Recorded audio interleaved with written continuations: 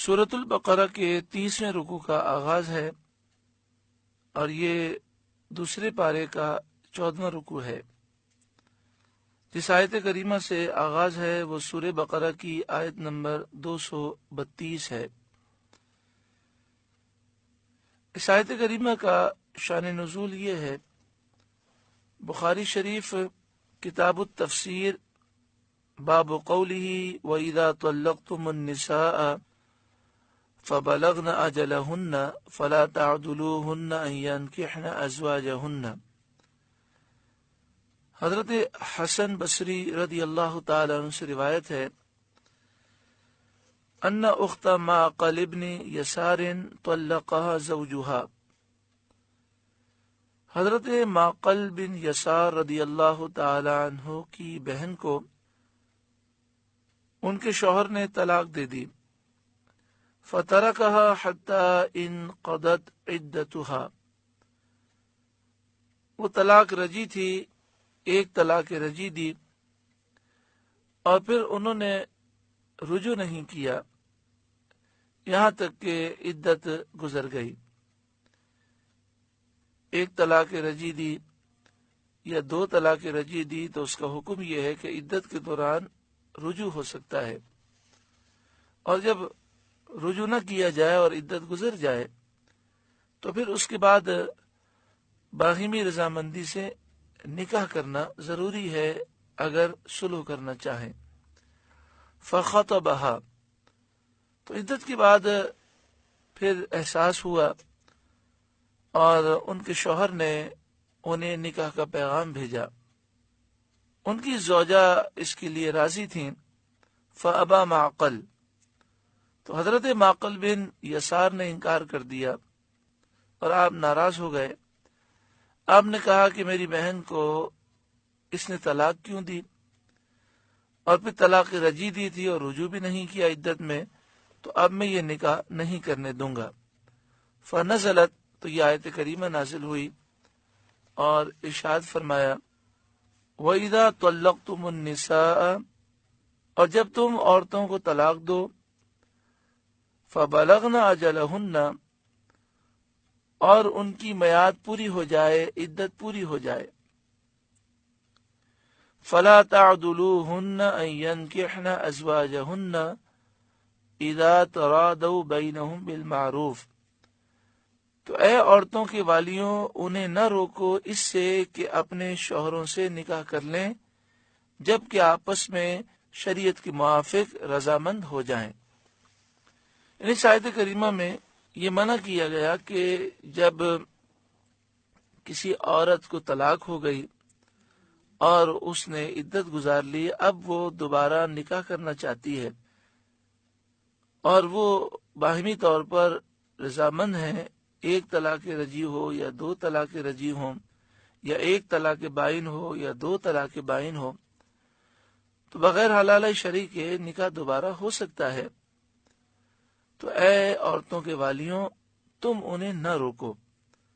جب یہ آیت کریمہ نازل ہوئی تو حضرت معقل بن یسار نے اپنے سر کو جھکا لیا اور کہا کہ میں اللہ کے حکم پر عمل کروں گا اور میں رکاوٹ نہیں بنوں گا۔ یہ اللہ والوں کی شان ہوتی ہے کہ جب ان کے سامنے قرآن کی آیتیں پڑھی جائیں اور جب انہیں مسئلہ بیان کیا جائے تو فوراً وہ جھک جاتے ہیں۔ تو یہ آیت کریمہ جیسے ہی نازل ہوئی، حضرت معقل بن یسار نے سنی، آپ نے فوراً اپنے معاملے سے رجوع کر لیا۔ ہمیں بھی چاہیے کہ ہم جب قرآن پاک کی آیات سنیں، قرآن کا مسئلہ سیکھیں، تو فوراً اپنی غلطی کا احساس کریں اور اپنے معاملات کو درست کر لیں۔ ذَلِكَ يُوعَظُ بِهِ مَنْ كَانَ مِنْكُمْ يُؤْمِنُ بِاللَّهِ وَالْيَوْمِ الْآخِرِ، یہ نصیحت اسے دی جاتی ہے جو تم میں سے اللہ اور قیامت پر ایمان رکھتا ہے۔ ذَلِكُمْ أَزْكَىٰ لَكُمْ، یہ تمہارے لیے زیادہ ستھرا ہے، وَأَطْهَرُ، اور زیادہ پاکیزہ ہے۔ وَاللَّهُ يَعْلَمُ، اور اللہ خوب جانتا ہے، وَأَنْتُمْ لَا تَعْلَمُونَ، اور تم نہیں جانتے۔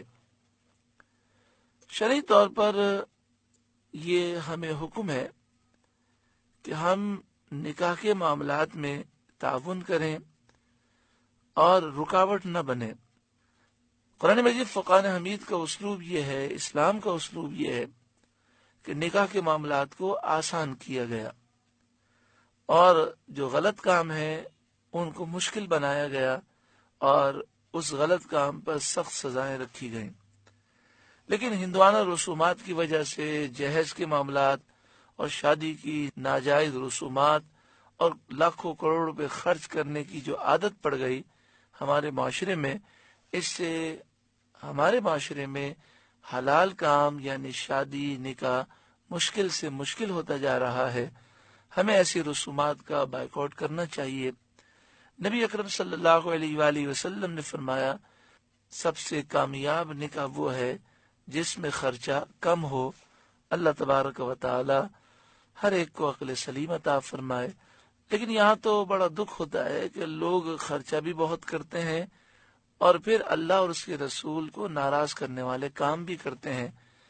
پھر کہتے ہیں نہ جانے کیا ہوا، کس کی نظر لگ گئی، کس نے جادو کر دیا۔ جب سے شادی ہوئی ہے گھر میں آفتیں بلائی ہی ہیں، تو جب شادی کے موقع پر اللہ اور اس کے رسول کی نافرمانی کی جائے اور گناہ کیے جائیں تو گناہوں کی نحوستیں بسا اوقات آ جاتی ہیں۔ اللہ تبارک و تعالی تمام مسلمانوں کو ان ناجائز رسومات سے ہمیشہ کے لیے نجات عطا فرمائے۔ اور جو ہمارے بھائی اور ہماری بہنیں سن رہی ہیں، سب سے گزارش ہے کہ اگر زندگی میں کبھی بھی کوئی گناہ کا کام کیا ہو اور وہ یاد آ جائے تو فوراً استغفار کرنا چاہیے۔ جب شادی کا ذکر ہو اور یاد آئے کہ شادی کے موقع پر فلاں فلاں ہم نے گناہ کیا تھا، تو اللہ تعالیٰ کی بارگاہ میں سچی پکی توبہ کرنی چاہیے اور اس عزم کا اعادہ کرے کہ اے مالک و مولا، اب میں اس طرح کی غلط کام نہ خود کروں گا نہ کسی کو کرنے دوں گا۔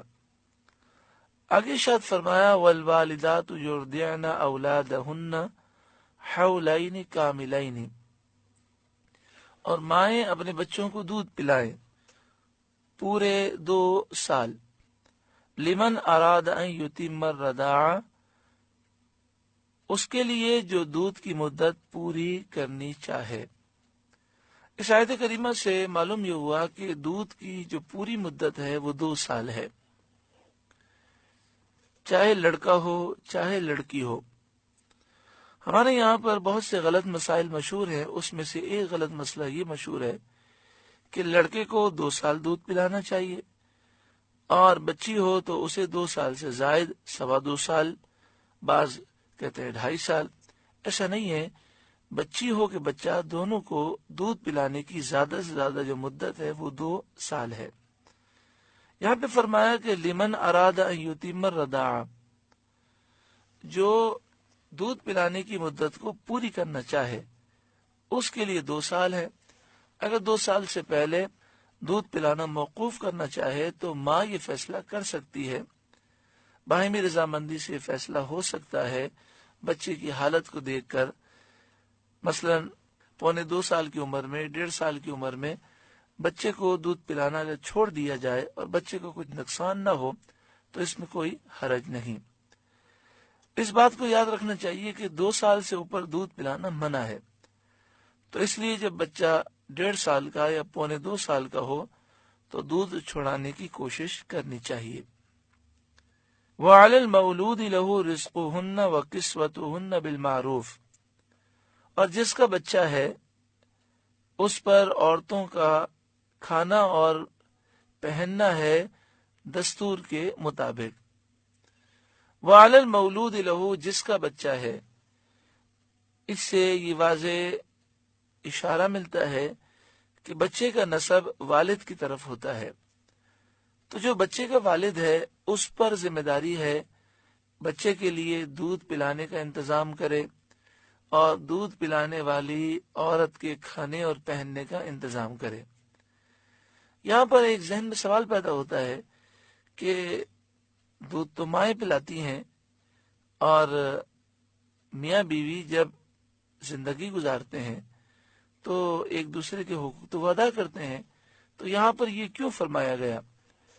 جواب یہ دیا گیا کہ اس سے پہلے طلاق کا ذکر ہے، تو مراد یہ ہے کہ جب طلاق ہو جاتی ہے تو اب بچے کی پرورش کی ذمہ داری کس کے اوپر ہے؟ قرآن مجید فرقان حمید نے اس کو تفصیل سے بیان فرمایا کہ بچے کی پرورش کی پوری ذمہ داری وہ بچے کے والد پر ہے۔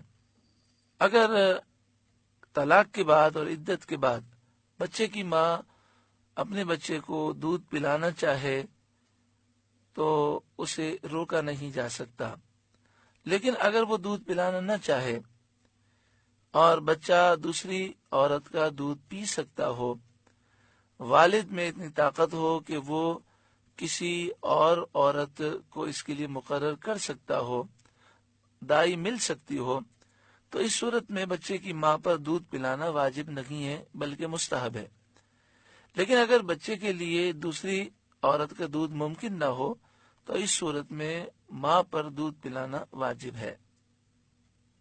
یہاں پر یہ بیان کیا گیا کہ اگر باپ کسی دوسری عورت سے یعنی دائی سے دودھ پلواتا ہے تو اسے اس کے اخراجات دینے ہوں گے، اور اگر جب تک ماں دودھ پلا رہی ہے اس کے اخراجات جو ضروری ہیں وہ باپ کے ذمے ہیں، چاہے طلاق ہو چکی ہو، عدت گزر چکی ہو۔ لا تکلف نفس الا وسعها، کسی جان پر بوجھ نہ رکھا جائے گا مگر اس کی طاقت کے مطابق۔ یعنی اللہ تعالیٰ نے جو احکامات نازل فرمائے ہیں ان پر عمل کرنا ہر ایک کی طاقت میں ہے، اور یہ احکامات ان کی طاقت کے مطابق ہیں۔ لا تضار والدۃ بولدها ولا مولود له بولدہ، ماں کو نقصان نہ دیا جائے اس کے بچے کی وجہ سے، اور نہ اولاد والے کو یعنی باپ کو نقصان دیا جائے اس کی اولاد کی وجہ سے۔ یعنی مراد یہ ہے کہ ماں کو دودھ پلانے پر مجبور نہ کیا جائے۔ جب بچہ ماں کے دودھ کا محتاج نہ ہو، یعنی ماں کے دودھ کے بغیر بھی بچے کا گزارا ہو سکتا ہو، کوئی عورت دائی دودھ پلانے والی ہو، تو اگر ماں دودھ نہ پلانا چاہے، مثلا طلاق ہو گئی، عدت گزر چکی، اب وہ دودھ نہیں پلانا چاہتی، تو اسے مجبور نہ کیا جائے، کیونکہ یہاں پر طلاق کے بعد کے احکامات بیان ہو رہے ہیں۔ اور یہ جو فرمایا گیا کہ جو باپ ہے اس کو اولاد کی وجہ سے تکلیف نہ دی جائے، تو فرمایا زیادہ اجرت طلب کر کے اور اسے بہت سارے مطالبات کر کے، بلیک میل کر کے اسے تکلیف نہ دی جائے، کیونکہ بسا اوقات ایسا ہوتا ہے کہ باپ اپنے بچے سے بڑی محبت کرتا ہے، تو سامنے والا فریق یہ تصور کرتا ہے کہ یہ محبت سے مجبور ہے، تو جس طرح ہم مطالبات کریں گے وہ ماننے کے لیے تیار ہوگا۔ کبھی ماں اپنے بچے سے محبت کر رہی ہوتی ہے اور طلاق ہو چکی ہوتی ہے، عدت گزر چکی ہوتی ہے، تو اس کی محبت کو دیکھتے ہوئے اس کو ضرر دیا جاتا ہے اور اسے تنگ کیا جاتا ہے۔ ایک ترجمہ اس کا یہ بھی ہے اس آیت کریمہ کا کہ ماں اپنے بچے کو ضرر نہ دے اور باپ اپنی اولاد کو تکلیف نہ دے۔ بچے کو ضرر دینا، تکلیف دینا یہ ہے کہ اس کو وقت پر دودھ نہ دے اور اس کی نگرانی نہ رکھے، یا اپنے ساتھ مانوس کر لینے کے بعد اسے چھوڑ دے۔ اور بچے کو باپ کی طرف سے ضرر دینا یہ ہے کہ مانوس بچے کو ماں سے چھین لے یا ماں کے حق میں کوتاہی کرے جس سے بچے کو نقصان پہنچے۔ وعلی الوارث مثل ذلک، اور جو باپ کا قائم مقام ہے اس پر بھی ایسا ہی واجب ہے، یعنی اگر بچے کے باپ کا انتقال ہو جائے تو جو اس کی جگہ قائم مقام ہے یعنی بچے کا دادا، اور اسی طرح بچے کے جو چچا ہیں، تایا ہیں، ان پر بھی اسی طرح کے حقوق ہیں، یعنی بچے کی پرورش کی ذمہ داری بچے کے ان رشتہ داروں پر ہے جو باپ کے قائم مقام ہیں۔ فَإِنْ أَرَادَا فِصَالًا عَنْ تَرَاضٍ مِّنْهُمَا وَتَشَاوُرٍ، تشاور مانے مشورہ اور ترادن مانے باہمی رضامندی، تو فرمایا کہ پھر اگر ماں باپ دونوں آپس کی رضا اور مشورے سے دودھ چھڑانا چاہیں فلا جناح علیہما تو ان پر کچھ گناہ نہیں، یعنی 2 سال سے پہلے دودھ چھڑانا چاہیں اور بچے کو کوئی نقصان پہنچنے کا اندیشہ نہ ہو تو پھر حرج نہیں۔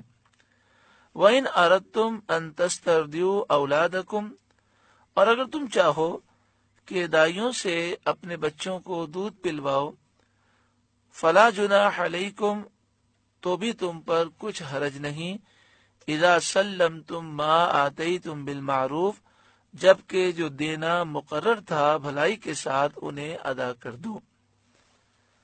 یہ مسئلہ یاد رکھیں کہ اگر ماں دودھ پلانے پر راضی ہے تو باپ یہ زبردستی نہیں کر سکتا کہ میں دائی سے دودھ پلواؤں گا۔ واتقوا اللہ اور اللہ سے ڈرتے رہو، واعلموا ان اللہ بما تعملون بصیر اور جان رکھو کہ اللہ تمہارے کام دیکھ رہا ہے۔ والذین یتوفون منکم اور جو تم میں سے انتقال کر جائیں، وَيَذَرُونَ أَزْوَاجًا اور اپنی بیویاں چھوڑ جائیں، يَتَوَبَّصْنَ بِأَنفُسِهِنَّ 4 أَشْهُرٍ وَعَشْرًا تو وہ 4 مہینے 10 دن اپنے آپ کو روکے رہیں۔ یہاں پر بیوہ عورت کی عدت کا بیان ہے کہ جس کے شوہر کا انتقال ہو جائے تو اس بیوہ عورت پر 4 مہینے اور 10 دن عدت گزارنا ضروری ہے۔ لیکن یہ مسئلہ یاد رہے کہ یہ اس خاتون کی عدت ہے کہ جو حاملہ نہ ہو۔ اگر کوئی عورت امید سے ہو اور اس کے شوہر کا انتقال ہو جائے تو اس کی عدت وضع حمل تک ہے۔ فَإِذَا بَلَغْنَ أَجَلَهُنَّ تو جب ان کی عدت پوری ہو جائے فَلَا جُنَاحَ عَلَيْكُمْ فِي مَا فَعَلْنَ فِي أَنفُسِهِنَّ بِالْمَعْرُوفِ تو اے عورتوں کے والیوں تم پر مواخذہ نہیں اس کام میں جو عورتیں اپنے معاملے میں موافق شرع کریں۔ بیوہ عورتیں جب عدت گزار لیں اس کے بعد یہ کسی اور سے نکاح کرنا چاہیں تو اس میں کوئی حرج نہیں۔ زمانے جاہلیت میں لوگ اس کو بہت معیوب سمجھتے تھے، بلکہ زمانے جاہلیت میں تو وہ عورتوں پہ بہت ظلم کرتے۔ جب عورت بیوہ ہو جاتی تو اسے منحوس سمجھتے اور کسی کمرے میں بند کر دیتے، یہاں تک کہ وہ اسی کمرے میں مر جاتی مگر اسے نکلنے کی اجازت نہ ہوتی، بلکہ ساری زندگی جب تک وہ زندہ رہتی اسے نہانے کی بھی اجازت نہ ہوتی۔ یہاں تک کہ تفسیروں میں ایسے ایسے عجیب معاملات لکھے ہیں کہ جب ہم زمانے جاہلیت کے معاملات پڑھتے ہیں انسان کا دل کانپ جاتا ہے۔ نبی اکرم صلی اللہ علیہ وآلہ وسلم کی آمد سے عورتوں پر کتنا کرم ہوا۔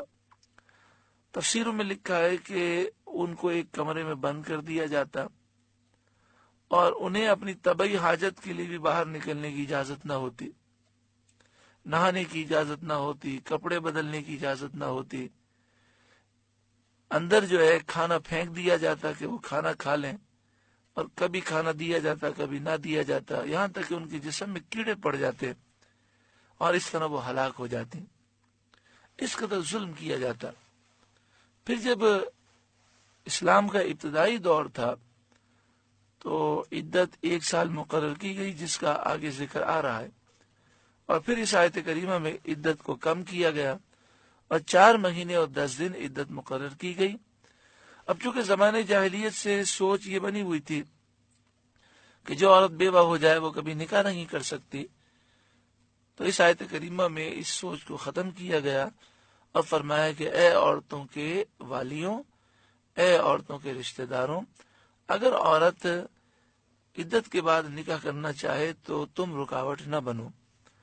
واللہ بما تعملون خبیر اور اللہ کو تمہارے تمام کاموں کی خبر ہے۔ ولا جناح علیکم تم پر کچھ گناہ نہیں، فیما عرضتم به من خطبۃ النساء اس بات میں جو پردہ رکھ کر تم عورتوں کو نکاح کا پیغام دے دو۔ عدت کے دوران بیوہ عورت جب عدت میں ہے، پچھلی آیت میں بیوہ عورت کا مسئلہ بیان ہوا، تو بیوہ عورت جب عدت میں ہے تو اسے نکاح کرنا بھی حرام ہے، وہ عدت کے دوران نکاح نہیں کر سکتی، اگر نکاح کیا بھی گیا تو وہ ہوگا نہیں، اور عدت کے دوران نکاح پر گفتگو کرنا بھی منع ہے، نکاح کا پیغام دینا بھی منع ہے۔ یہاں فرمایا کہ تم پر کوئی گناہ نہیں اس بات میں جو پردہ رکھ کر تم عورتوں کو نکاح کا پیغام دے دو۔ پردہ رکھ کر مراد یہ ہے اس انداز میں پیغام پہنچے کہ جس میں نکاح کا ذکر نہ ہو لیکن مفہوم اشارتاً یہ نکلتا ہو۔ جیسے مثال کے طور پر کوئی خاتون اس بیوہ عورت سے آ کر عدت میں کہے کہ ہمارے گھر والوں کو آپ بہت اچھی لگتی ہیں، تو اس میں اشارہ ہوتا ہے، تو اس کی اجازت دی گئی۔ او اکننتم فی انفسکم، یا اپنے دل میں چھپا رکھو، دل میں خیال آئے کہ عدت گزر جائے گی تو ہم نکاح کا پیغام دیں گے، تو اس میں کوئی حرج نہیں۔ اسی طرح مسئلہ یاد رکھیں کہ جس عورت کو طلاق دے دی گئی اور وہ طلاق کی عدت میں ہے تو کوئی دوسرا مرد اس سے نکاح نہیں کر سکتا، اگر نکاح کرے گا تو وہ ہوگا نہیں۔ دوسرا مسئلہ یہ یاد رکھیں کہ طلاق کی جو عدت ہے اس کا مسئلہ یہ ہے کہ عدت کے دوران نکاح کا پیغام دینا بھی منع ہے، یعنی بیوہ کی جو عدت ہے اس میں بھی منع ہے اور جو طلاق کی عدت ہے اس میں بھی منع ہے۔ ہاں، یہ الگ بات ہے کہ جس شخص نے طلاق دی ہے یعنی جو اس کو شوہر ہے، اگر اس نے ایک طلاق رجعی دی ہے یا 2 طلاق رجعی دی ہیں تو وہ رجوع کر سکتا ہے عدت کے دوران، اور اگر 1 طلاق بائن دی ہے یا 2 طلاق بائن دی ہے تو سابق شوہر عدت کے دوران نکاح کر سکتا ہے۔ بیوہ عورت کا یہاں پر مسئلہ بیان ہوا، تو عدت کے دوران بیوہ عورت نہ نکاح کر سکتی ہے، نہ اپنا گھر چھوڑ سکتی ہے، بغیر عذر کے تیل لگانا بھی منع ہے، خوشبو لگانا منع ہے، شنگار کرنا منع ہے، رنگین اور ریشمی کپڑے پہننا منع ہے، مہندی لگانا منع ہے، اور نئے نکاح کی بات چیت کھل کر کرنا منع ہے۔ جو طلاق بائن کی عدت میں ہو اس کا بھی یہی حکم ہے۔ البتہ جو عورت طلاق رجعی کی عدت میں ہو اس کو زینت اور سنگار کرنا مستحب ہے۔ وَلَا جُنَاحَ عَلَيْكُمْ فِي مَا عَرَّضْتُمْ بِهِ مِنْ خِطْبَةِ النِّسَاءِ، اور تم پر گناہ نہیں اس بات میں جو پردہ رکھ کر تم عورتوں کو نکاح کا پیغام دو، او اکننتم فی انفسکم، یا اپنے دل میں چھپا رکھو۔ آگے ارشاد فرمایا علم اللہ، اللہ جانتا ہے، انکم ستذکرونہن، کہ اب تم ان کی یاد کرو گے، ولیکن لا تواعدوہن سرا، ہاں ان سے خفیہ وعدہ نہ کر رکھو، الا ان تقولوا قولا معروفا، مگر یہ کہ اتنی بات کہو جو شریعت میں معروف ہے۔